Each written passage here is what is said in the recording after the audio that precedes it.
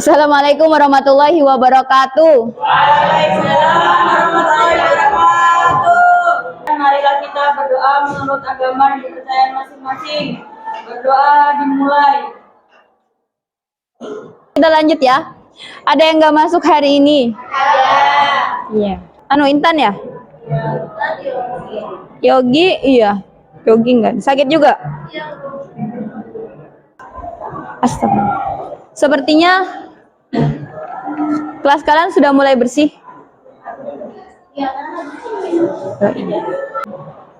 Silakan dipersiapkan.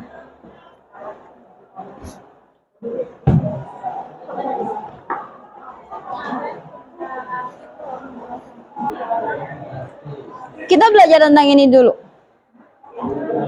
Coba diperhatikan dulu.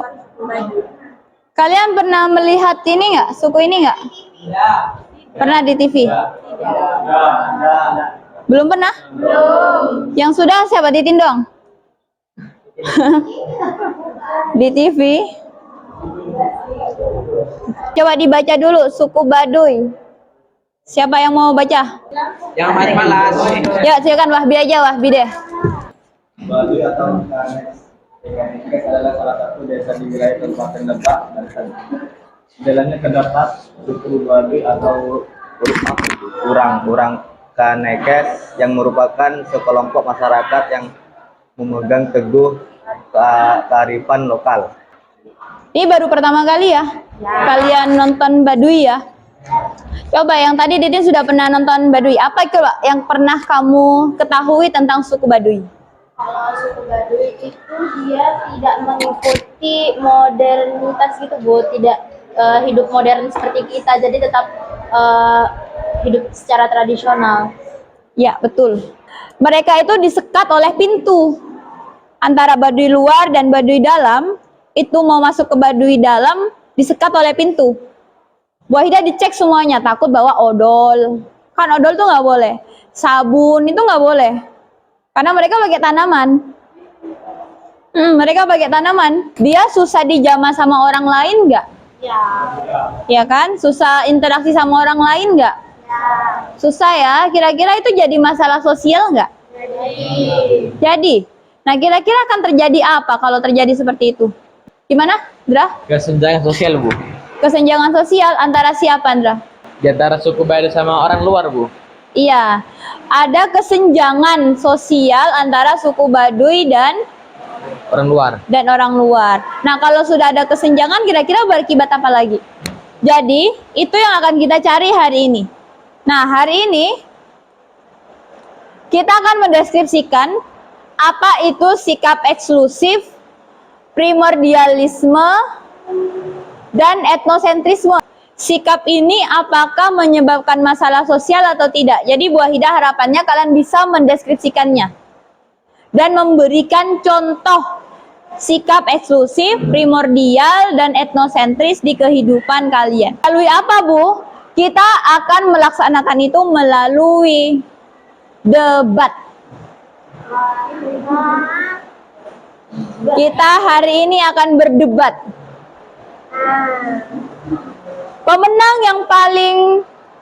Pemenangnya itu Ibu tentukan bukan untuk mengalahkan tim debatnya, tapi bagaimana dia memberikan argumennya.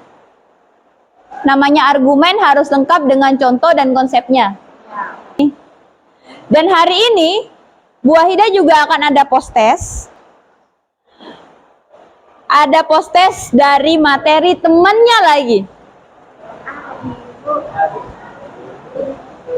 Ya, jadi silakan diperhatikan baik-baik materi temannya. Debatnya seperti ini, pro dan kontra. Pro dan kontra. Jadi ibu-ibu akan membagi menjadi 6 kelompok nanti. Membagi 6 kelompok ya. 6 kelompok, 2 kelompok akan membahas tentang sikap eksklusif.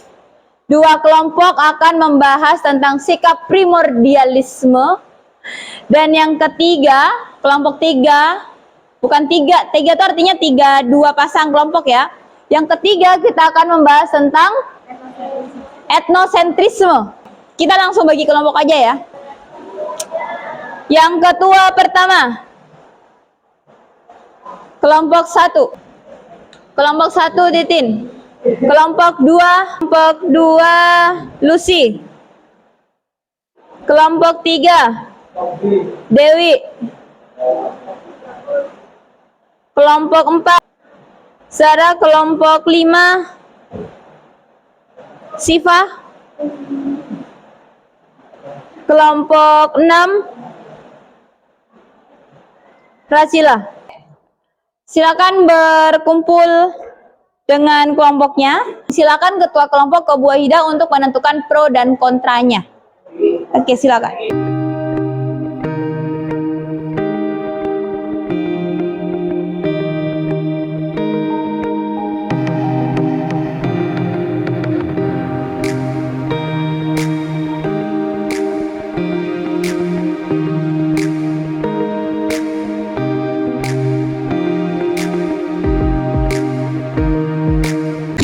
Baik, pada kali ini ya, kita akan melakukan debat. Debat untuk mendapatkan jawaban apakah sikap eksklusivisme bisa menjadi masalah sosial atau tidak. Bisa dipahami? Bisa. Jadi, pada debat kali ini bukan debat kusir. Tahu debat kusir nggak? Ya. Debat kusir itu debat yang untuk mengalahkan lawan hingga akhirnya tidak ada ujungnya. Jadi kita bukan melihat siapa yang paling benar dan paling salah. Bukan seperti itu. Tapi kita untuk mencari jawaban apakah sikap eksklusivisme itu benar-benar menjadi masalah atau tidak sebenarnya. Paham semuanya ya? Dan itu nanti akan bergantian. Nanti di tim kedua akan ada debat antara pro dan kontra sikap primordialisme. Di tim ketiga pun seperti itu. Bisa dipahami? Bisa. Assalamualaikum warahmatullahi wabarakatuh. Waalaikumsalam. Di sini saya adalah pembicara dari tim pro yang akan menjelaskan bahwa sikap eksklusifme itu adalah merupakan salah satu masalah sosial. Kita harus tahu dulu apa itu sikap eksklusifme. Jadi sikap eksklusifme itu adalah kecenderungan diri untuk memisahkan dari lingkungan sekitar. Kenapa saya memilih sikap eksklusifme adalah masalah sosial? Karena terdapat beberapa dampak negatif dari sikap eksklusifme tersebut. Jadi ada beberapa dampak negatifnya akan saya bacakan. Yang pertama, adanya anggapan dalam diri individu bahwa kepentingan kelompok itu lebih utama daripada kepentingan yang lainnya. Dan yang kedua adalah individu itu cenderung tertutup dari dunia luar. Yang ketiga adalah perkembangan kebudayaan yang cenderung statis. Statis ini adalah kebudayaan yang cenderung diam dan mandek, sulit untuk melakukan perubahan. Yang keempat adalah rawan terjadi eksklusifme itu adalah masalah sosial karena dari dampak negatif kita bisa melihat bahwa sikap eksklusifme itu adalah sikap yang sangat-sangat egois ya. Dia adalah sikap yang mementingkan diri sendiri daripada kepentingan kelompok. Silakan tim kontra untuk penjelasannya. Warahmatullahi wabarakatuh. Di sini saya sebagai perwakilan dari kelompok eksklusifme di bagian kontra. Nah, menurut pandangan kami, tidak semua eksklusifme itu adalah menyebabkan permasalahan sosial. Karena di sisi lain, sikap eksklusifme itu memiliki dampak positif. Nah, dampaknya itu yang pertama yaitu timbulnya keadaan dalam masyarakat yang dengan ketutupannya akan dunia lainnya dapat tetap mempertahankan kebudayaan yang berada dalam kelompoknya. Yang kedua, adanya bahwa anggapan dalam diri individu bahwasanya kelompoknya merupakan kelompok yang paling baik dan wajib dipertahankan. Terus yang ketiga, memiliki kemampuan untuk membedakan dirinya dengan orang lain di sekitarnya. Terus adanya keyakinan yang teguh terhadap kelompoknya sehingga tidak mudah terbawa arus yang dibawa oleh kelompok lain. Silakan tim pro untuk menjawabnya.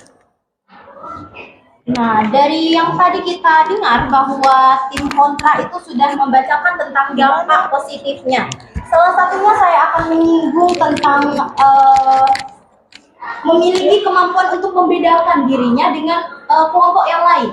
Maksud yang saya tanyakan di sini adalah kemampuan yang mana yang harus kita ketahui apakah dia memisahkan atau membedakan dirinya dengan orang lain di sekitarnya. Bagaimana tanggapan untuk tim kontra? Di sini saya akan menjawab. Nah, kemampuan yang dimiliki untuk membedakan dirinya itu adalah dia itu masih bisa mempertahankan kebudayaannya dari yang lain. Sedangkan kelompok-kelompok lain belum tentu bisa mempertahankan kebudayaan yang dimilikinya, sehingga dia itu dapat membedakan dirinya bahwa dirinya itu masih tetap tradisional, sedangkan yang lain sudah modern. Menurut saya pernyataan tersebut untuk membedakan kebudayaan, misalnya kita memiliki kebudayaan yang lebih kuat dengan orang lain, itu sangat-sangat agak membingungkan, karena menurut saya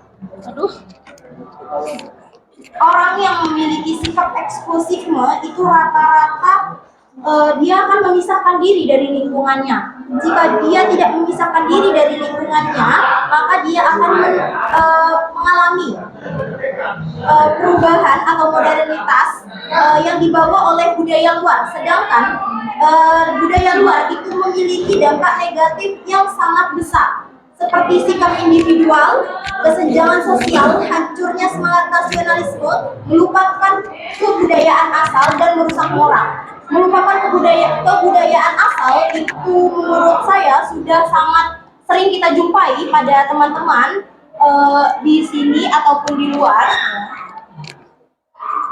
di mana sikap melupakan kebudayaan asal ini adalah sikap yang menyebabkan masalah sosial, karena kebudayaan adalah hal yang sudah ada pada diri kita sejak nenek moyang. Dari contoh yang tadi saya bacakan, yang salah satunya adalah jaringan terorisme yang cenderung berpikir radikalisme.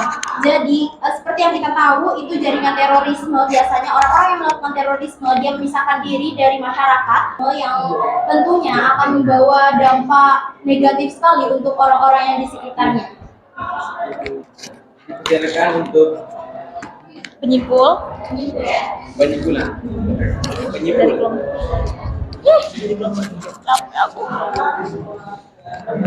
Oh itu ya, emang lebih gampang yang pro. Ekstremisme yang pro, karena menurut saya lebih banyak dampak negatif daripada dampak positif. Karena sikap ekstremisme lebih banyak memberikan diri dari masyarakat. Dan juga tadi kata yang didapatkan adalah bilang tidak semua kebudayaan kuat untuk mempertahankan kebudayaan. Menurut saya semua kebudayaan kuat untuk mempertahankan budayanya, tergantung dari sikap dan perilaku mereka. Kita akan melanjutkan debat berikutnya. Oke, tepuk tangan dong untuk kelompok 1 dan 2. Selesai, terima kasih untuk tim pro dan tim kontra, dan terima kasih juga untuk tim kedua yang telah menentukan. Assalamualaikum warahmatullahi wabarakatuh. Waalaikumsalam warahmatullahi wabarakatuh. Silakan dikembalikan lagi, tepuk tangan dong untuk kelompok 1. Kita refleksi bagaimana rasanya debat. Nah, dakdikduk, ngitek ya. Ini baru pertama kali nggak? Baru pertama kali ya. Debat itu bisa hidup ketika kita pegang bahan. Debat itu bisa hidup ketika kita memahami materi. Ya, tadi sudah bagus dari kelompok 1, 2, 3, bukan kelompok, namanya tim ya. Tim 1, tim 2, tim 3 yang sudah melakukan debat, itu sudah benar, seperti itu caranya. Jadi saling mempertanyakan argumennya. Jadi itu, tadi ada sikap eksklusif. Iya, kenapa tadi? Kok bisa disebut sebagai masalah sosial, sikap eksklusif itu? Karena orang yang memiliki sikap eksklusif itu biasanya cenderung melakukan sebuah terorisme dan radikalisme. Nah, yang seperti ini akan kalau misalnya ada suatu daerah memisahkan diri, maka tadi yang katanya Zahra, ini akan menyebabkan masalah sosial. Ya, mereka akan cenderung untuk memisahkan diri, cenderung apa? Susah bersatu dengan orang lain, iya nggak? Selain susah bersatu, susah apa lagi dia? Susah Susah? Beradaptasi dengan siapa? Masyarakat. Dengan masyarakat lain. Kalau sudah susah beradaptasi, akhirnya akan mudah terjadi konflik. Terus setelah itu? Mereka terpecah belah, Bu. Jadinya nggak kompak. Akhirnya nggak kompak. Bisa digampang difitnah nggak? Bisa. Iya. Mudah diadu domba. Itu masalah terbesarnya. Ya? Walaupun tadi ada sisi positifnya ya. Sisi positifnya apa? Bisa mempertahankan kebudayaannya. Iya, betul. Sudah paham semuanya? Ada pertanyaan? Yakin? Siap post-test berarti?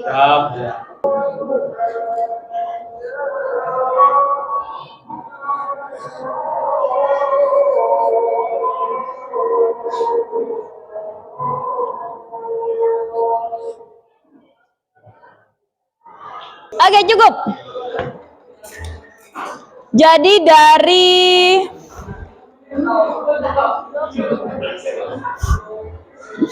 dari 24 siswa ya, sudah 50% melampaui batas pemahaman. Tepuk tangan dong untuk kalian.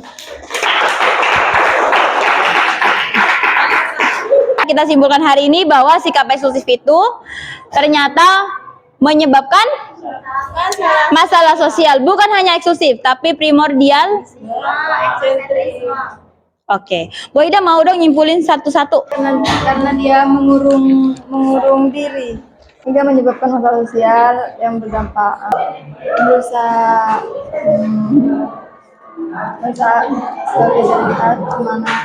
Ya, persatuan ya. Bahwa sikap primordialisme itu merupakan masalah sosial karena dampak negatifnya yaitu salah satunya yaitu diskriminasi. Kan diskriminasi itu primordialisme itu yang berlebihan itu dapat menimbulkan diskriminasi terhadap pihak lain yang mempunyai kebudayaan yang berbeda. Kan sikap diskriminatif itu adalah masalah sosial. Ini adalah masalah sosial karena sikap ini menganggap itu kebudayaannya lebih baik dari yang lain sehingga meremehkan. Nah, ini menyebabkan masalah sosial. Contohnya yaitu tindak kriminal atau bully. Seperti itu? Oke. Berarti bisa ada bullying ya di sana ya. Sikap eksklusif itu adalah sikap memisahkan diri. Ya, itu nggak baik ya. Karena apa? Kalau sudah menutup diri berarti iya, dia tidak bisa berpikir lebih luas lagi. Dia akan cenderung dengan pemikirannya sendiri. Hingga akhirnya sifat eksklusivisme yang berlebihan akan menyebabkan apa? Egois, betul. Betul, jadi sih egois, hati-hati ya. Jadi kalau bisa kita membuka diri, membuka wawasan. Tidak semua budaya yang dari luar itu adalah jelek. Ya, ambil baiknya dan buang buruknya. Jadi kelompok yang tepat dalam mengungkapkan argumennya itu adalah kelompoknya Titin, kelompoknya Lucy, dan terakhir kelompoknya Aji dan kawan-kawan. Boleh dong tepuk tangan.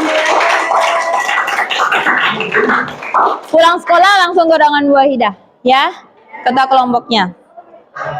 Dan satu nilai tertinggi adalah Surya. Marilah kita berdoa menurut agama dan kepercayaan masing-masing. Berdoa dimulai.